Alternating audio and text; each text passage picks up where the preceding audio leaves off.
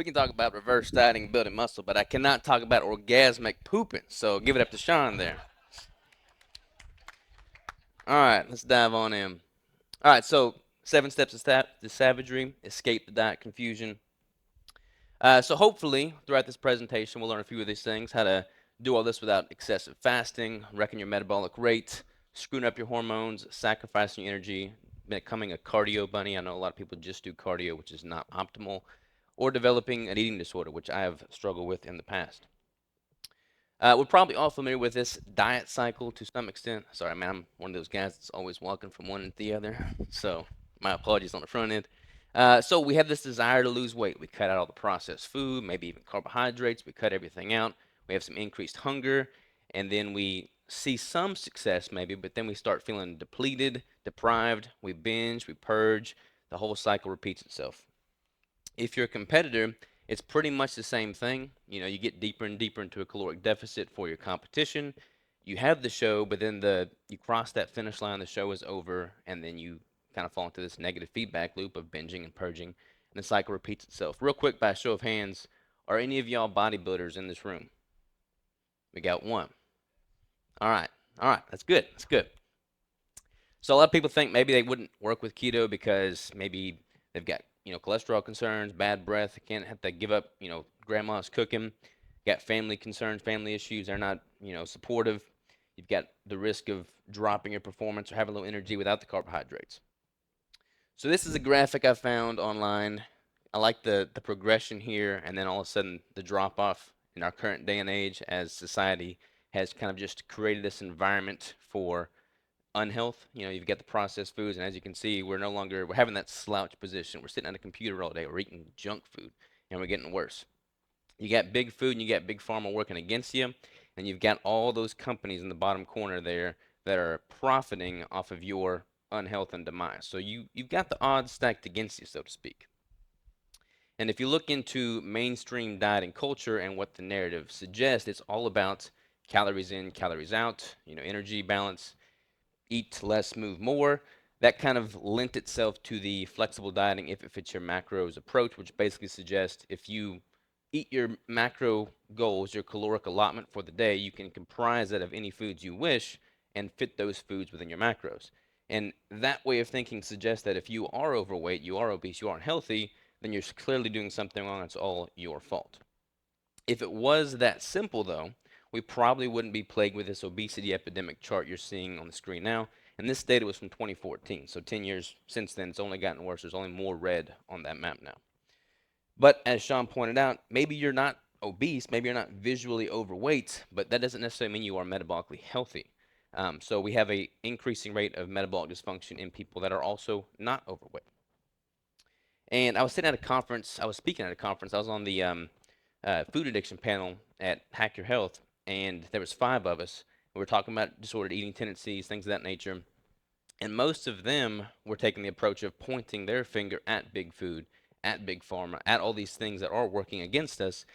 But that just doesn't really sit well with me. I'm kind of like a Jocko extreme ownership type, and the reality is, it is all our faults. And I think it's important that we just accept that, own it, and move forward from it. That doesn't have to be your identity. You can know better and then do better. So I just encourage us all to take that red pill, so to speak, and unleash your inner savage. So there's 2 primary avatars that I think would benefit from the contents I'm about to go over. One is that you are currently an athlete, you're not familiar, or you are familiar with weight training, possibly tracking macros, and you just kind of are well versed in that, but maybe you're trying to transition from standard approach to more of a low carb ketogenic approach, improve insulin sensitivity and overall health. The other avatar is those that are probably already following a low carb ketogenic carnivore diet, maybe not so well versed on the athletic side, but hopefully we can fix that as well. So again, my whole goal is to just basically teach y'all how to improve proper fat metabolism and therefore increase your performance and tap into your full potential. A little bit about me though. I'm Robert Orion Sikes, WNBF Pro Natural Bodybuilder. I did 5 competitions last year, earned my pro status, and I became the leanest man alive at 3.9% body fat via DEXA. I've worked with over 600 clients over the years, and I've become very passionate about this way of eating.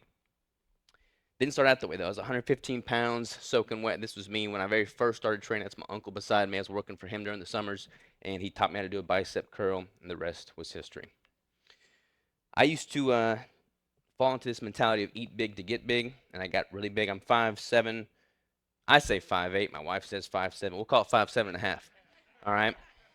And I fell into this eat big to get big mentality. So I bulked up. I was eating 6,000 calories a day, all processed carbohydrates. I'd go to the gas station, get those macho chimichangas, 800 calories a pop, throw them in the microwaves, and then you got diabetes afterwards. You know, it's great. So I got to 230 pounds, and again, at 5'7.5", that's not really a good look. So I knew that something wasn't working there. I lost 80 pounds in 12 weeks for my very first competition back in 2012. Most of that was in a 10-week span, and I won the competition. I got lean, but I threw away my health in the process. That's when I developed a bunch of eating disorders. Just was not good for a lot of different reasons. This is a picture of me after that first show going to IHOP. I ordered one of every single thing on the menu. I ate it all, and then I walked outside, puked in the parking lot, and then went and got brownies. So not good for my relationship with food. I tested every diet in the meantime. I fell into keto kind of by accident. I discovered carbohydrate backloading developed by John Kiefer, and that's basically a bunch of, ketogenic foods during the day. This was back in 2014, 2015, so keto wasn't really popularized at that point. And basically, this diet calls for keto during the day, high glycemic index foods at night. So I would go through the day pretty well keto, then I would eat a whole bunch of brownies covered in peanut butter and syrup before going to bed, and it worked. But at some point, I wisened up to the fact that, okay, this is probably not healthy long term. So I found out that I just felt better without the carbs. So I was doing carb backloading minus the carbs. Started doing keto, basically no carbs, but I was still stuck in all my bro dieting, bodybuilding wisdom days. So eating every 2 or 3 hours, eating 7 meals a day, timing everything on the clock, and kind of just testing things out because, again, there was no information on keto, especially for bodybuilders at this time. Once I realized that carbs were just simply not serving me and I removed them entirely, I went all in on my brand, Keto Savage. This is some OG branding from when I very first started way back in the day, and I've just become all the more passionate since. That's kind of how I developed my 7-phase protocol, which we're going to dive into today. These are some pretty busy charts, but I'll make light of that as we go here. The resulting outcome of learning this 7-phase system and applying it is what allowed me to become the leanest man alive, coach so many people, get my pro card, and honestly just get healthier overall. But what I'm most proud of is how I've been able to do that with other people. Like, it's not just me. I'm not some special snowflake. All these apply, even if you are not me. I mean, maybe you never plan on stepping on stage. Like, some of these people are competitors, some are not. Jen, she was the one that Kristina mentioned earlier. She's a former client of mine. She's busy. She's got an executive job. She's got kids. She's doing everything that we all are doing. Sean there, he lost a bunch of weight, got shredded, became a coach. Joe up top there, he's a good friend and client of mine. Strongman, powerlifter, bodybuilder. And then Peter, he's 61 years old. He just won a bodybuilding competition a few months back. He's reverse dieting now, but he's 61 years old. And I've realized in working with this many people over the years, there's basically three main reasons people tend to fail with any diet. But it all stems down, a lot of it's psychological, right? And we got the physiological, but a lot of it's psychological. They've got these internal beliefs or false beliefs. They've got these external factors, and they've got a complete lack of overall structure in how they implement their protocol. So starting with the internal belief, a lot of people think I'm not disciplined, I'm not consistent, I'm not a bodybuilder like all of y'all except two said, and then keto just simply doesn't work for them. So they think this would not be applicable. So let's kind of dismantle some of those. As far as discipline goes, this is a picture of Steve Jobs.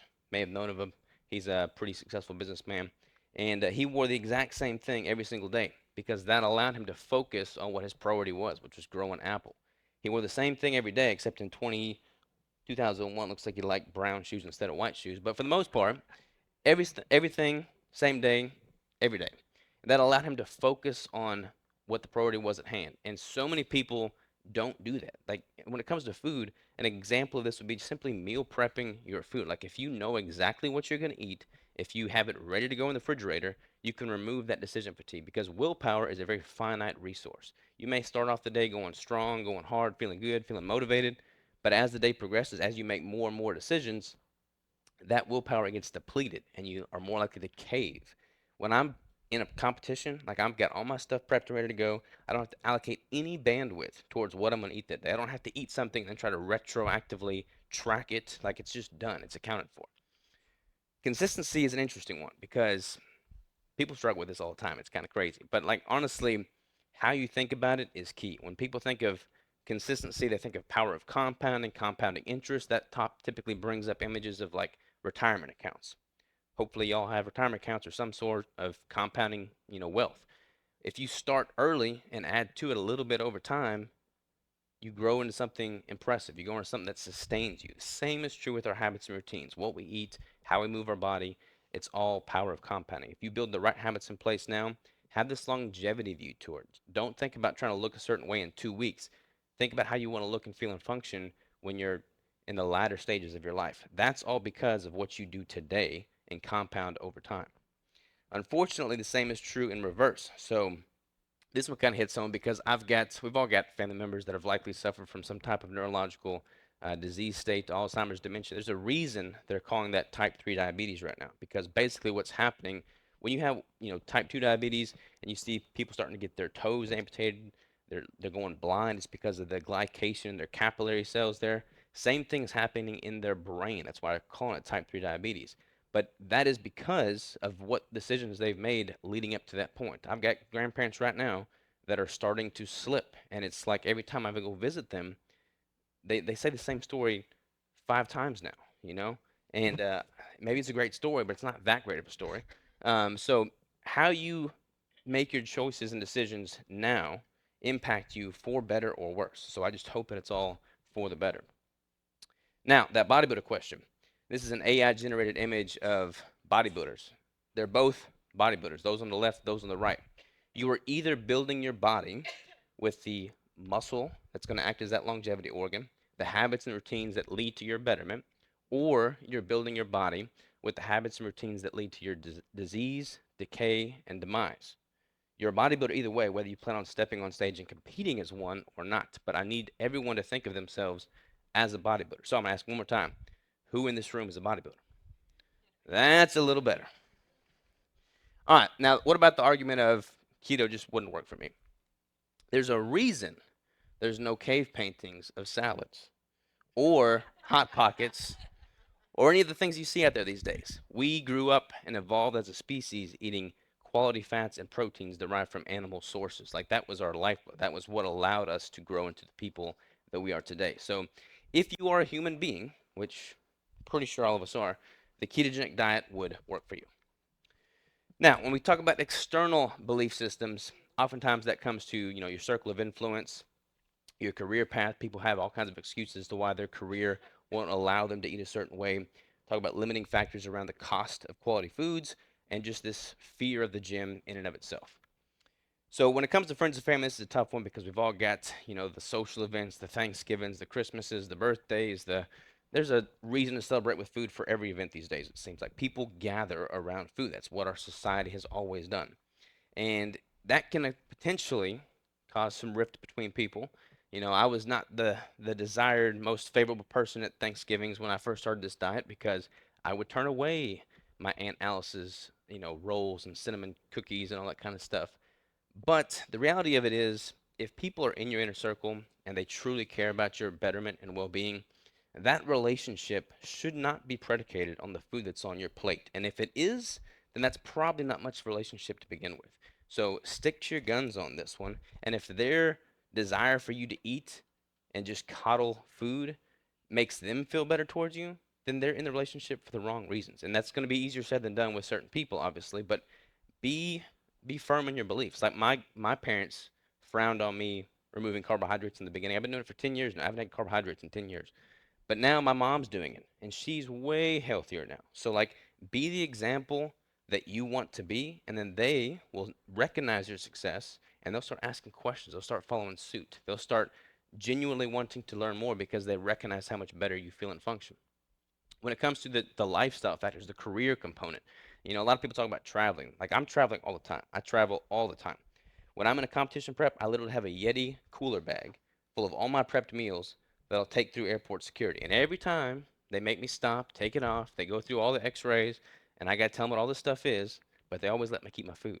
If you don't want to do that, then simply get an Airbnb with a full functioning kitchen and all the utensils you need, and hopefully it's nearby a grocery store, and you can make sure all of your food needs are met.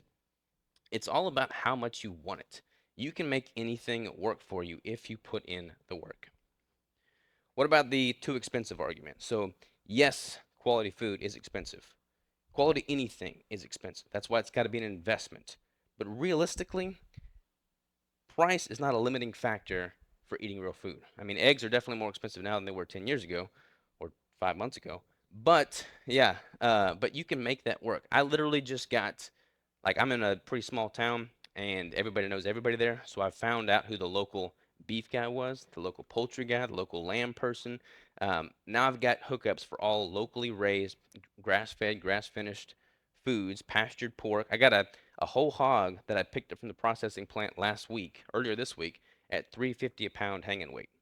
That's cheaper than I can get at a grocery store. I'm supporting local people. The quality is far superior. I hunt for a lot of my food. So like that's not really a good argument. You can simply eat ground beef and eggs and spend much less than you are currently spending by buying like Funyun bags and just nonsense at the grocery store. People argue about the cost of food, but then you look in their grocery cart and they got a flat screen TV in there and they're overweight. Like it makes no sense. So prioritize the things that are leading to your better health. The gym phobia thing. So a lot of people are hesitant to go to the gym because they're worried about what people think about them. The reality is, people that go to a gym are going there to get better. They're trying to improve their own well-being. I've been to gyms all over the country. I have never once had somebody make fun of me, even when I very first started lifting and didn't know what I was doing. They're there to get better, and if you need their help to get better, they're oftentimes more than likely to help. If you need a spot, they'll come to your aid. If you need technique questions, they'll come to you there. What if you just can't go to a gym? Maybe you live out in the middle of nowhere like me. I've got a client that trained exclusively with body weight movements and resistance bands, and he got shredded and won his bodybuilding show. Like, you can make it work. Not knowing how to work out, there's YouTube. Like, you can literally YouTube any movement out there. Not knowing or being fearful of the gym is not a good reason not to start training. So this is a big one, lack of structure. People oftentimes have a pretty profound lack of structure. They kind of jump from one diet to the next, one program to the next. They're just always bouncing around. They've got misguided goals. They've got a poor baseline to begin with. They're not fully fat adapted. They don't know how to peak properly. They don't know how to do a sustainable reverse diet. So hopefully we'll just dive into that here. Have any of you ever worked with a coach before? Show of hands, quite a few people.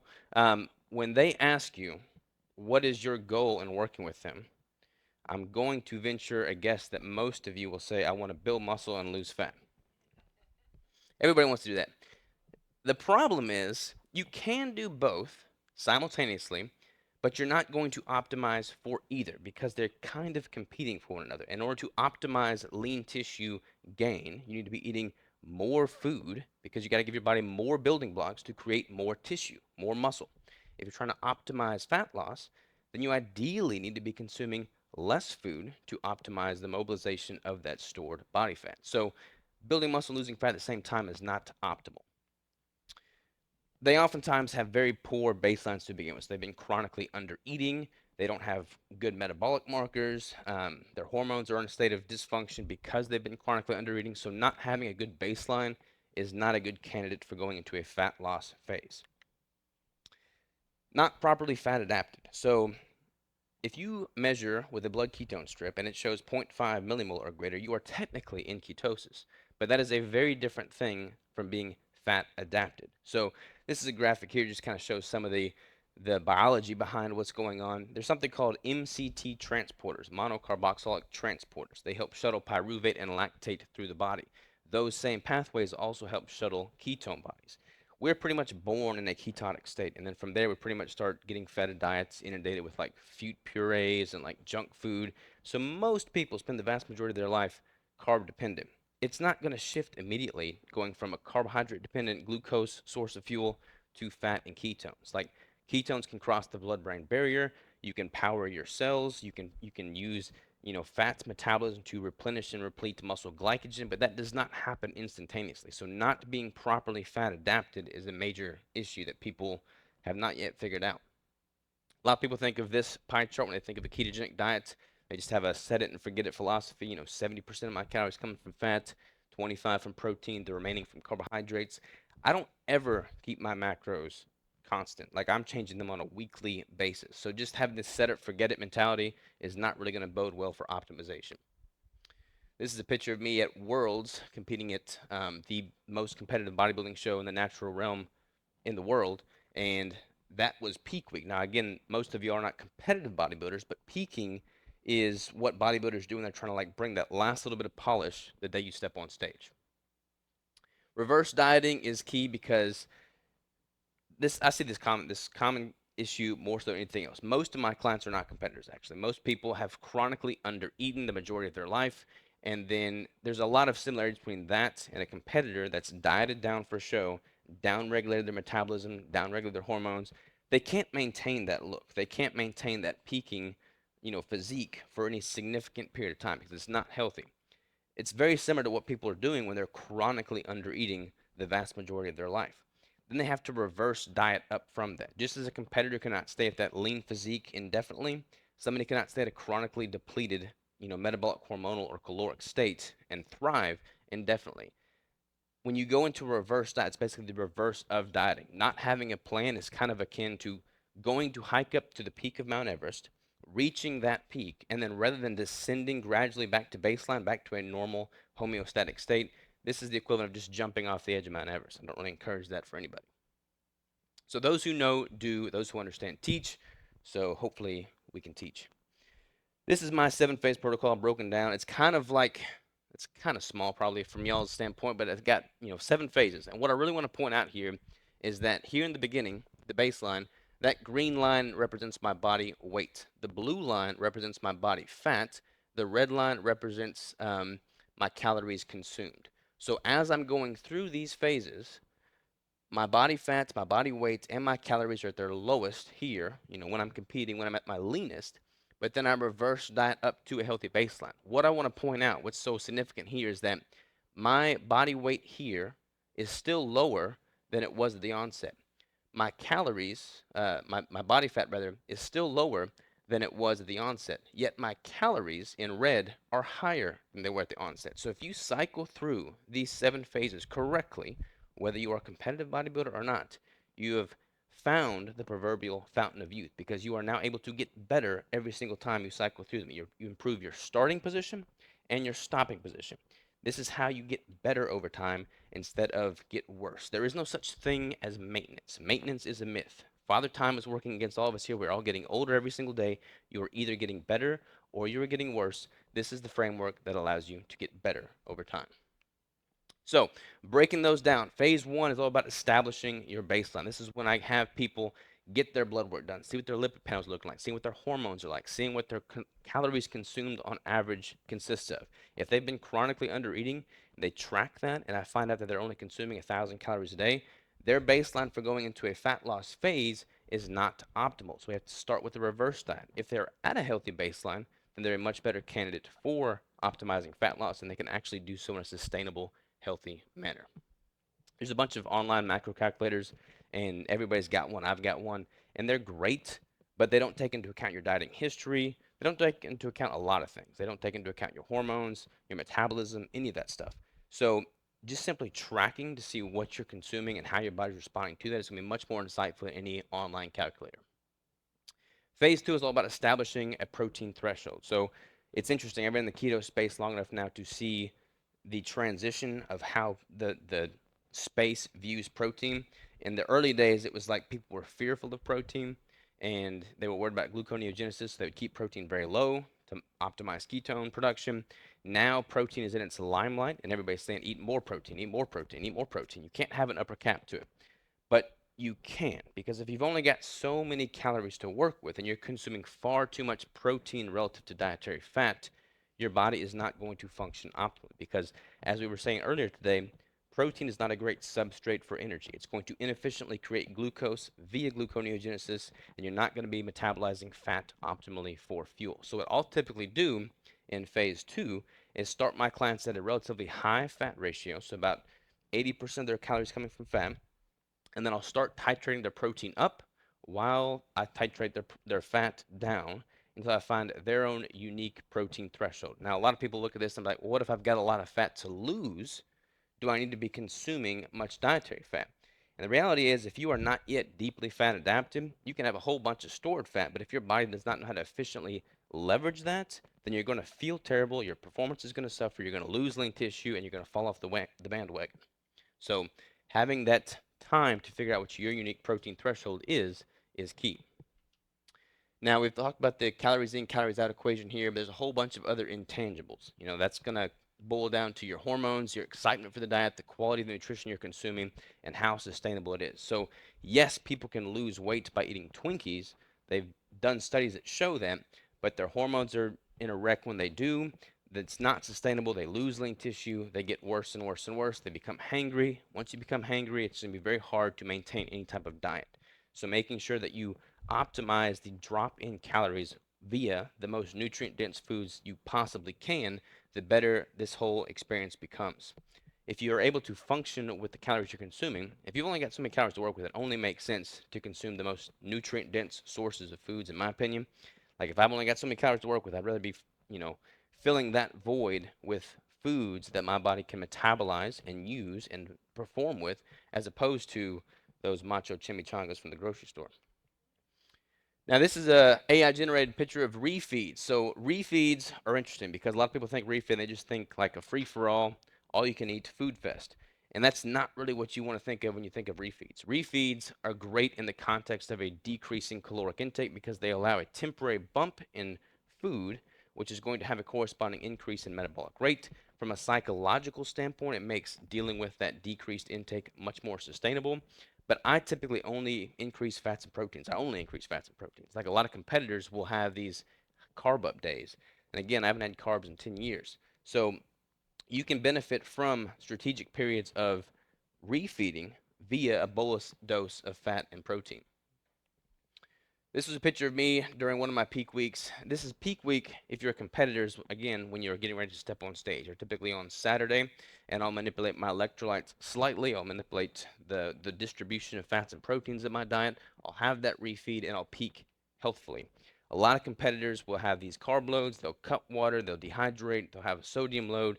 I've stepped on stage with competitors who trained for months and then literally could not compete on show day because they were cramping so bad due to improper electrolyte and fluid manipulations.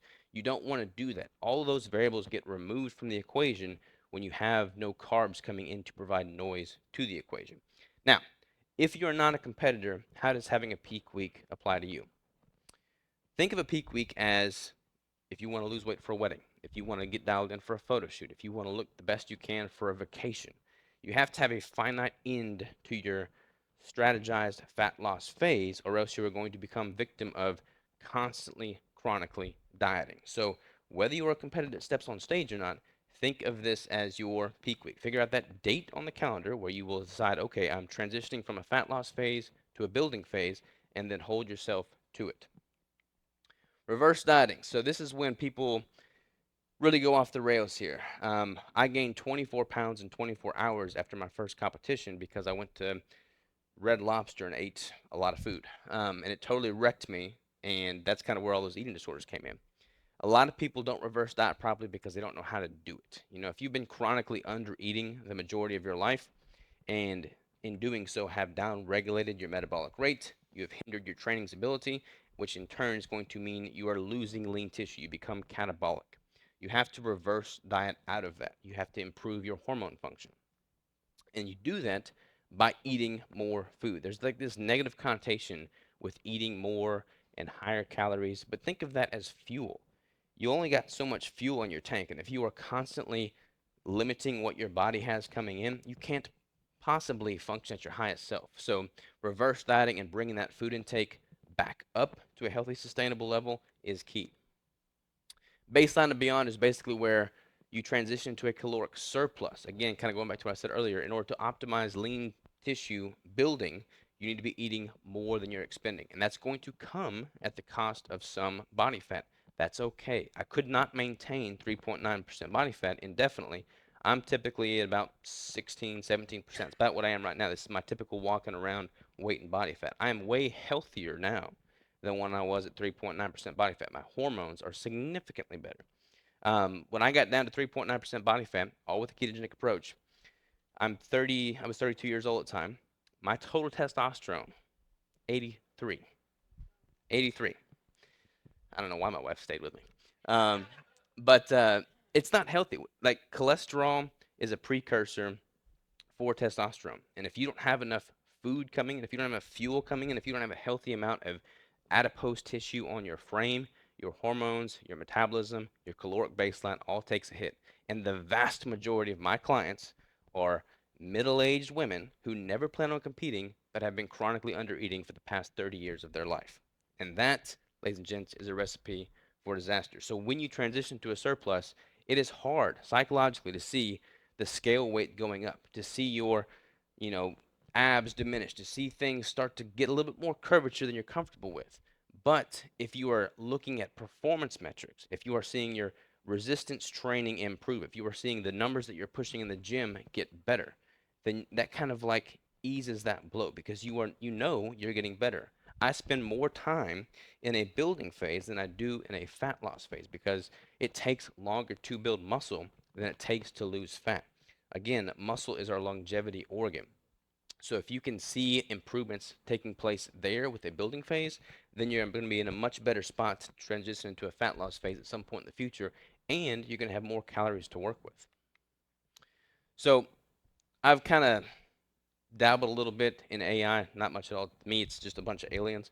Um, but I had a team that I signed up with, and basically, I started looking at all the issues that I see with people, problems they have, not wanting to hit certain macro goals. So I made this AI that's based off of all of my ketogenic content, my 700 plus podcasts, my book, my YouTube videos, everything that I've done, and all of the prompts of the AI help people answer those common questions. It provides a dashboard for people to track things. Some people are incredibly hesitant to look at data, to track macros, to enter their weight, to step on the scale, and I get it. It sometimes can be very concerning. That is all just data. Don't look at data as either good or bad. Just simply look at it as numbers, data. But if you can graph that out, if you can see and understand trend lines, then you can make actionable decisions based off of what that data is telling you. And that is coming from a much better place of confidence and security and knowledge. So I would encourage all of you to start tracking these metrics.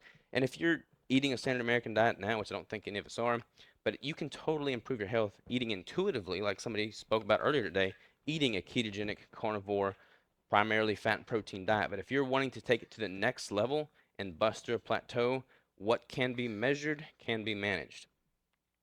Another thing is this community. So I built out a community on my site that basically allows people to come together that have similar goals, that want to work together, that want to get better, and be there as a support for one another. Because, like I said, with those family slides, if you've got people that are constantly inundating you with negativity, your likelihood of adhering to anything long term is significantly reduced.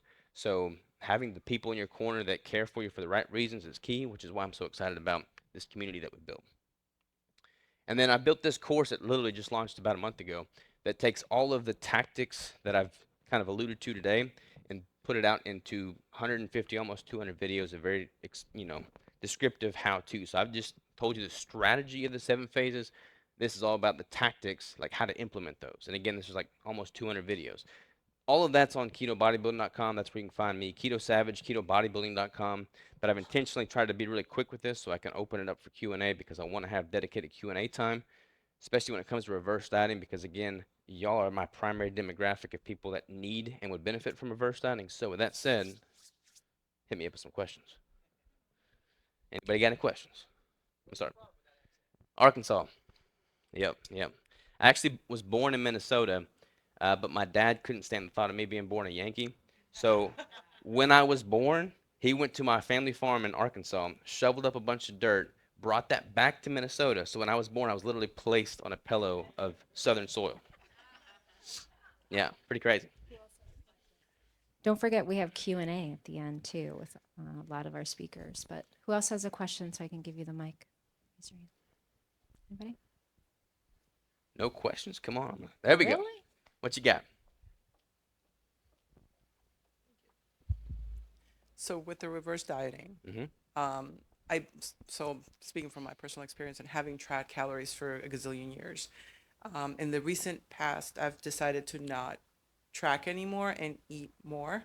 Good. But I don't know now at what level I am. I know the last time I tracked before I stopped tracking, I was, getting like 1,800 to 2,000 calories, and I panicked because I was like, oh my God, 2,000 calories is, maintenance, and now I'm never going to lose weight again. And I haven't lost any weight in a long time. So now I'm terrified of the even the concept of reverse dieting. Okay, so I like to see all of my female clients been able to maintain a healthy weight and composition north of 2,000 calories. I've got one female client right now that's eating 3,500 calories a day and maintaining like 20% body fat and looks phenomenal. I'll use myself as an example. So my maintenance is about 3,000 calories. When I cut down for competition, I get as low as about 1,700. If I was to try and stay at 1,700 for a length of time, my metabolism would down regulate to that amount.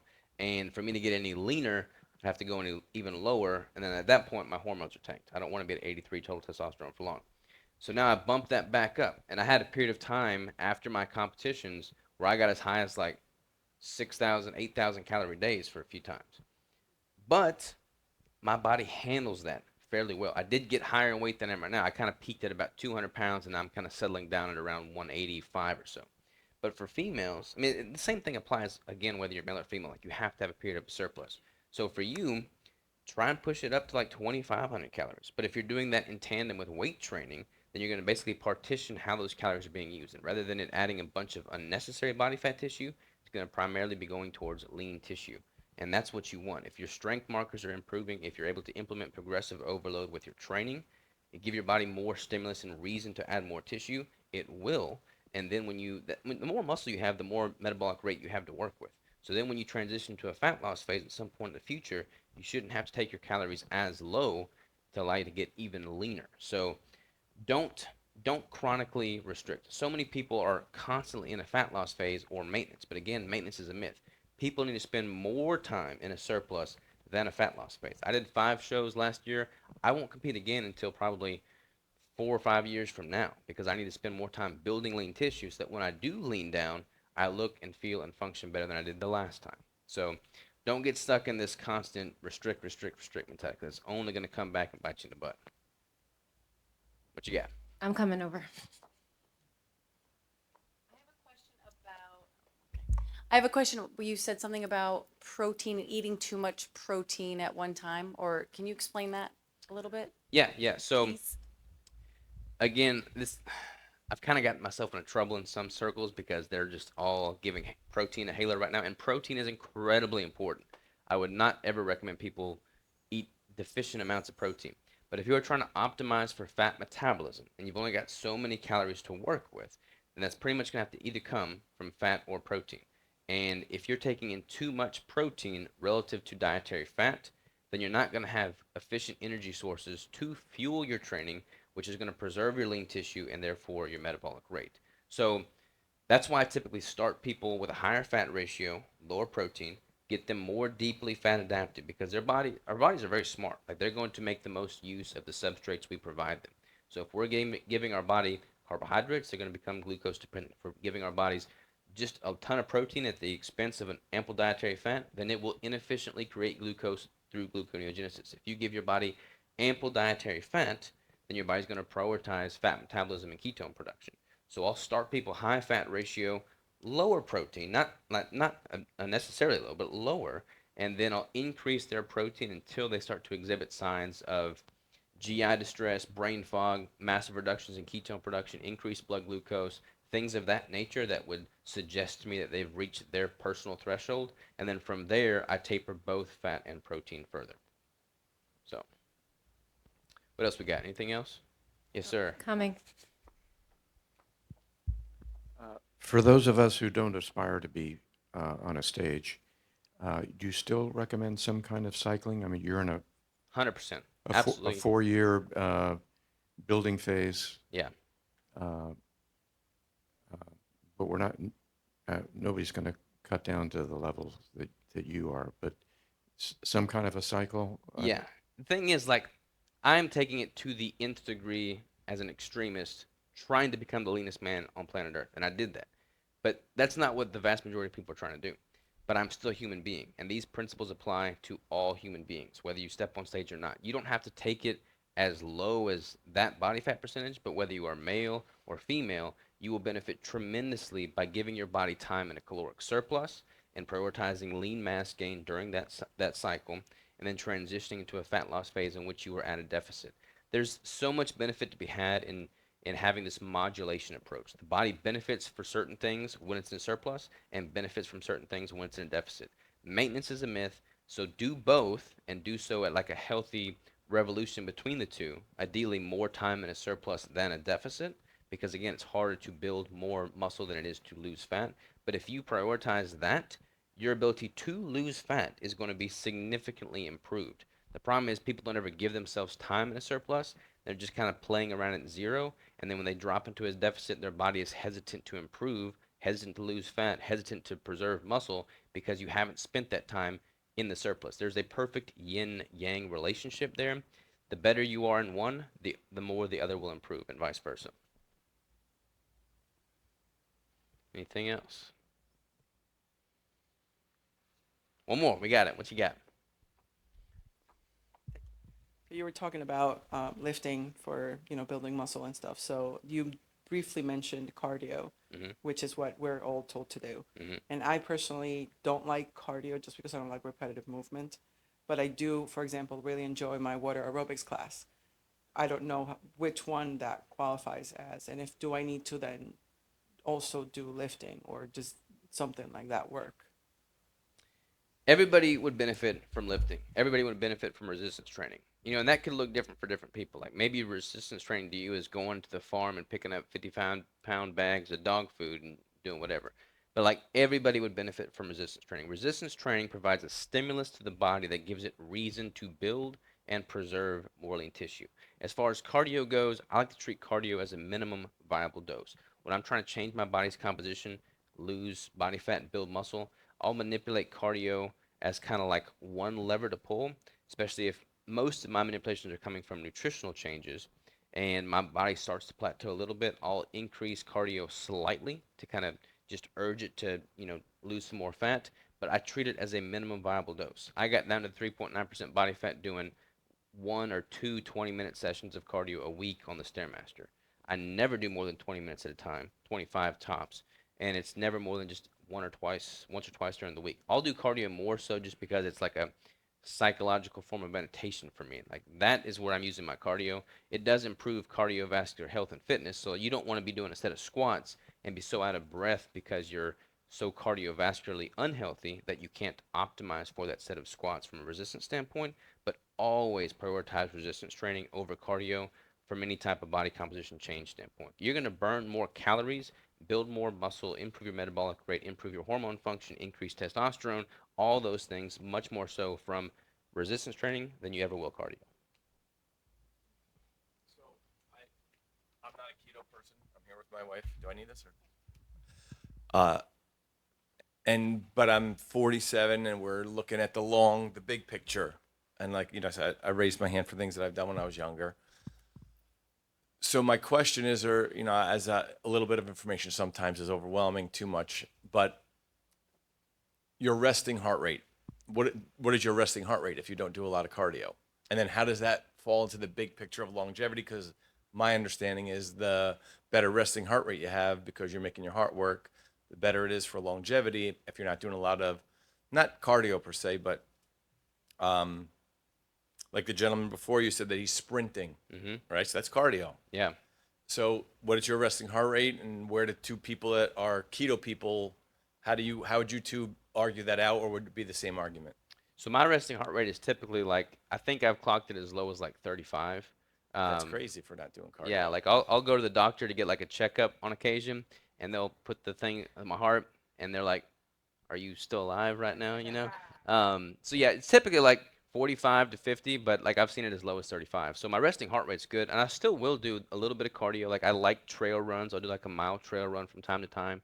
I want to be cardiovascularly fit, but I'm not leaning on cardio to change my composition per se. That all comes from weight training. And if you're doing sets of 10 with barbell lunges across the gym with weight, like that's kind of cardio too. Like you get working pretty good with that. So I would definitely do some cardio, and that could simply be taking the dogs for a walk or walking around the neighborhood or going on a trail run or whatever the case may be. Like make cardio the enjoyable thing you look forward to. I would never recommend people go on a treadmill and walk for 3 hours. What's that? Yeah, yeah. Something's been bothering me for years. Can you describe the difference between just being in prolonged nutritional ketosis and being fat adapted? Because I figure I don't eat really extra carbs at all, and I'm in ketosis a lot of the time. So when I am burning energy, exercising, or just living, what's the difference between being fat adapted and just being in ketosis once in a while or prolonged? So there are times, especially when I'm eating more food, when I'm eating at a caloric surplus, my ketone production drops down quite a bit because I am burning less endogenous stored adipose tissue. As you burn more body fat, that's going to increase ketone production. You're going to see higher circulating blood ketone levels. So when I'm in a surplus, my ketones oftentimes drop below 0.5 millimolar. However, I feel amazing and I'm not eating carbohydrates. So it's obvious to me that my body is still metabolizing fat, whether dietary or stored fat, for fuel. If you are not eating carbs and you feel great and you've been following this way of living for quite some time, then you are fat adapted. You don't have to worry and fixate so much on what the ketone reading says. So there are some people, I think Ben's going to talk about cycling. I'm not sure, I don't know exactly what his presentation is, but I'm kind of one that is, you know, your body is going to make the most of what you give it. And I've been strict keto for 10 years because I believe that my performance, my health, my overall well-being improves with the greater amount of time that I spend doing something that I optimize for. So there are some people that are jack of all trades, master of none, and some people that are specialists that are mastering their craft. And I believe that from a physiological standpoint, if you are giving your body fats and proteins without, you know, carbohydrates or other fuel substrates, your body's ability to metabolize fat becomes improved over time. So just speaking from anecdotal experience, in the 10 years I've been doing strict keto, my performance has only improved in that time. And if I was to be worried about metabolic flexibility, which is a question I get often, hey, if you've been strict keto for 10 years, your body's probably not going to be metabolically flexible and you wouldn't be able to metabolize glucose if it came in. The reality is, if I was to eat a bunch of cookies right now, not Maria's cookies, but normal cookies, then my body would be able to metabolize that glucose. Like, I would have some reverse keto flu symptoms for maybe 24 hours, but your body doesn't forget how to metabolize glucose. So All right. I'm out of Everybody- time, ladies and gents. Appreciate y'all. Yeah, give Robert a round of applause.